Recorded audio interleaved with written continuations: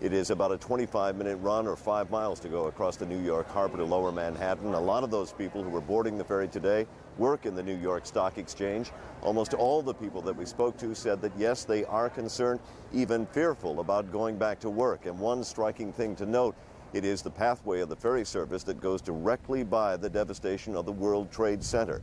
Many people will remember the friends that are no longer taking the commute with them today. Bill? Marty, thank you. To Manhattan's Lower East Side, another check of that commute today and how people are trying to work their way back into the city. Here's CNN's Richard Roth at the Brooklyn Bridge. Understand ferry service working there, Richard, for the first time in a number of years. Good morning to you. Good morning, Bill. Pedestrian traffic very slow here on the famed Brooklyn Bridge heading into Manhattan. As you know, car traffic has been shut off, though we have been seeing a fair amount of vehicles, presumably city emergency types, headed across this bridge. Behind me, you're looking at Brooklyn and the access way to get onto the Brooklyn Bridge to walk across into Manhattan. It's normally, of course, a great view and now greatly diminished without those trade towers. However, joggers and runners tell us the pedestrian traffic is dramatically slow. Quite a different story last Tuesday after the explosions when many people jammed this bridge as one of the escape routes out of Manhattan. But right now, very small amount of people here. Normally pedestrian traffic about 2,000 a day. I think a lot of people thought the bridge would be crowded with people walking in, but there's still subway access into New York, and cars can head over 2 other bridges into Manhattan here. We'll keep tracking it. Bill? All right, Richard, thank you. Subway's the best way if you can reach there. We're also told here that a number of people coming to work a bit earlier today. That is indeed good advice, trying to figure out which way people are going here in Manhattan. Paula, one more thing that is quite striking in this part of the city. We're only about 3 blocks from the World Trade Center. You can still see the smoke and the steam billowing nearby. You can smell the smoke in the air down here. And for a lot of people coming back for the first time, this indeed will be an emotional time, an emotional day, and a very difficult time to come and try and return, again, as we mentioned that word, try to return to a sense of normalcy. Paula? And I know from a first-hand experience that I had yesterday, Bill Hammer, actually getting into Ground Zero, what a challenge that will be. And I wanted to let you know and our audience know that a little bit later on this morning, I'm going to share with you some pictures I was able to take in areas that no journalists have been allowed into. They are not great pictures. I was not allowed to shoot any video, but I think they will give you an idea of how transformed that area is around what is left of the World Trade Center. There are some poignant scenes of firefighters leaving messages for each other on Tuesday, showing them where individual battalions were, where they actually wrote things into dust that had built up and grime on windows that were left on some of those adjoining buildings, and we'll show that to you a little bit later on. Thanks, Bill. Right now I head to Washington, D.C., where Madeleine Albright, former Secretary of State during the Clinton administration, joins us this morning. Thank you very much for being with us. Good to have, Good morning, you Paul. along. All right, let's start off first with some of the latest developments. We know that Pakistan's top spy and a former ambassador to Afghanistan have personally delivered a demand to the Afghan government to turn over Osama bin Laden or face military action from the United States. How do you think the Taliban government will respond to that demand? Well, I think it's very hard to tell how they'll respond, but the fact that the Pakistanis did this is very important. They have been an important link to the Taliban and have given them kind of a sense of security, and the fact that they have gone in and done this, we'll have to see the results, but I do think that it's important that they did it, and I hope that the Taliban listened to them. As you know, there is great sensitivity about what kinds of phraseology is used. We are told that it is demand, and yet Tom Mentir yesterday from Islamabad, Pakistan, says over there it is very much perceived as an ultimatum. Which do you think it is? Well, I think to the Afghans, to the Taliban, I think it should be something that is made very clear to them that they face a serious threat in terms of military action. I think that, I don't think the words are that important. I think the point here is that action is demanded and everybody is watching, and it gives the Taliban one last chance here to join the rest of us in fighting terrorism. I know earlier on you mentioned the importance of Pakistan getting involved with this. Yesterday, I interviewed Dr. Abdullah Abdullah of the Northern Alliance, who is the leader of the opposition against the Taliban. He is warning America not to trust Pakistan. He says their government is just trying to buy time. Now, Secretary of State Colin Powell came out after that and said the United States does trust Pakistan. Should the United States trust Pakistan? I think we have to watch everybody that we are asking to work with us in terms of their actions more than their words. I think we have to understand that this is going to be very complicated as it moves out into trying to get support from other countries. And I think that the diplomatic work that is going to be required here will be slow, tedious, difficult, and absolutely necessary, as each of these countries that have stated their support are going to be using various nuanced words or trying to figure out exactly how to support. And so Secretary Powell has got a huge job ahead of him, and I think everyone should try to be helpful in that regard. One of the things that Secretary Powell also mentioned yesterday is that an executive order that came down in 1976 under President Ford, which prohibited assassination, is now under review.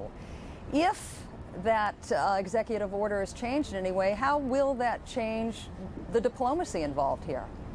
Well, I think that if one states that we are now in kind of a war situation, in many ways that order doesn't apply anyway. But I think that there needs to be a review of all of this, and the other countries need to understand that the United States has been attacked on its own territory and that we need to take the appropriate action. The most important thing here is to keep our eye on the ball and understand that we are involved in a long-term situation where terrorism needs to be dealt with across the board, and that today is very important psychologically. You've been talking about the opening of the market. I think it's essential for Americans to invest. We need to invest in America. The rest of the world needs to see us doing that. And this is an important day in that regard also. You're talking about the layers and layers of complications involved here, and Secretary Rumsfeld said yesterday this is not a campaign that's going to be over in days or months, it will be years. Let's say for a second, and I hate to deal in hypotheticals, but I think this is a critical question. When you have the U.S. government calling Osama bin Laden the prime suspect, let's say that U.S. and its allies are able to find him, bring him to justice, or they end up killing him. There are many people out there that say that that won't stop this terror. Who else do you have to get? Well, there clearly are other people involved in this, and people have talked about getting the head of the snake and trying to disconnect the dots and make sure that the leader of it, if indeed it is Osama bin Laden, is taken care of. But the bottom line of why everybody's saying it's going to take so long is that there are other people obviously involved in this in different countries and different places generally. And I think the hardest part about this for all of us is going to be the fact that we'll have to have sustained effort, that there won't be just kind of one clear victory, that there has to be an effort by all to keep working on this, and that it's a very complicated and long-term prospect. And that's the hard part. There's a lot of support now, I think, and clearly a great sense of patriotism, and we're going to have to try to figure out how to sustain that over a protracted period of time. So what will President Bush and his leaders of his administration be up against in keeping these coalitions they're presently building intact? I know yesterday someone indicated they really are looking at creating a number of different coalitions. Well, I think that we're going to base a great deal on existing alliances. I think the fact that NATO came through so strongly in invoking Article 5, which basically says a hit against one is a hit against all. We will go back to traditional friends and allies, and then there will have to be kind of retail diplomacy where Secretary Powell and those who work with him will have to make sure that each of the countries fulfills what they have said privately or publicly to him. And it will have to be sustained day after day. I know that, for instance, during the Kosovo War, I had to talk to my fellow foreign ministers every single day to make sure that the alliances and agreements stayed in place. And so it's very heavy-duty retail work. One final question for you. I was speaking with someone who was with former President Clinton over the weekend, and he expressed to her his frustration and expressed to her how perhaps you had gotten within 5 minutes of actually getting Osama bin Laden. Did you actually get that close? Well, we worked very to getting hard on him this. delivered? Well, Paula, you know, after the embassy bombings, which was my worst day as Secretary of State, we worked very hard to try to get him and came close, and I think that it is unbelievably difficult and frustrating, and I think people need to understand that it's not the lack of will that the U.S. has exhibited over time on this, but the difficulty of trying to do this. And so obviously it's very frustrating, and we need to support President Bush and this administration in trying to continue what we started, was the fight against terrorism. Madeleine Albright, always good to see you. Thank you very much for your perspective this morning. We appreciate it. Thank you, Paula.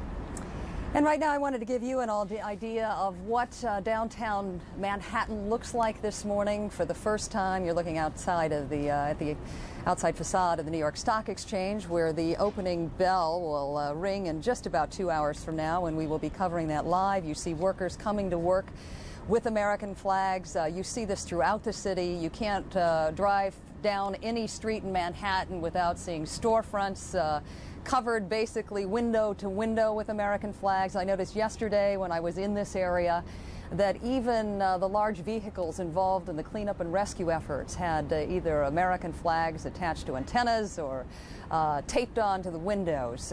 There is great concern about the level of fear U.S. investors might have today, but there are a number of regulations that are going to be eased that will allow American companies to buy back their stock and show faith in the value of their companies. And Lou Dobbs will be with us throughout the morning to help us all better understand what impact this is going to have on stocks that are being traded today. Let's go back to Washington, D.C., where John King rejoins us with some more information. Hi again, John. Hello to you, Paul. As you discuss the opening of the markets up on Wall Street, a great sense of anticipation and, yes, anxiety here in the nation's capital. President Bush and his senior economic team working closely with the major banks and major brokerage firms on Wall Street, trying to make sure there is not bad news, terribly bad news in the markets today. The administration also reaching out to other governments around the world, asking them to keep an eye and cooperate with the United States on the strength of the dollar. And in the Congress, bipartisan discussions about some sort of an emergency package to get the economy going again. Key members of Congress talking about additional government spending, also possibly another round of tax cuts. But I want to bring Major Garrett into our conversation now over at the White House, because, Major, as all these discussions go on and as the President prepares to meet with his economic team today to look at the numbers and the early word from Wall Street, a great deal of this is also psychology as well, is it not? A tremendous amount of it is psychology, John, and the President has tried, and some of his advisors who fanned out on the Sunday talk shows on Sunday tried to create a very strong sense of underlying confidence, not only in the country itself, but its short-term and long-term economic prospects. Let me give you, before we get more deeply into that subject, a little bit of information about the President's schedule today. Not only will he have that economic briefing, of course, another national security briefing and more updates on the diplomatic front. We're also told he is expected to get a rather full briefing today on the reservist call-up. Some 35,000 reservists called up. President due at some point today to receive a full briefing on exactly what that will entail. I can also tell you, John, that over the weekend, senior administration officials began to become increasingly concerned about violence committed against Muslim Americans. And there's a debate within the administration about how best the President can strike a note against that. That's being debated now. We can probably look forward to something from the President sometime this week on that topic as well. But getting back to our original topic, the topic of psychology, the President returned to the White House Sunday afternoon from the Camp David retreat, where he spent a better part of the weekend focusing on military options.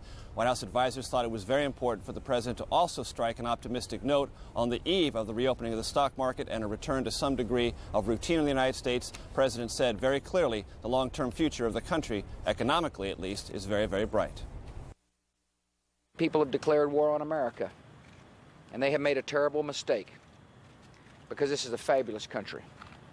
Our economy will come back.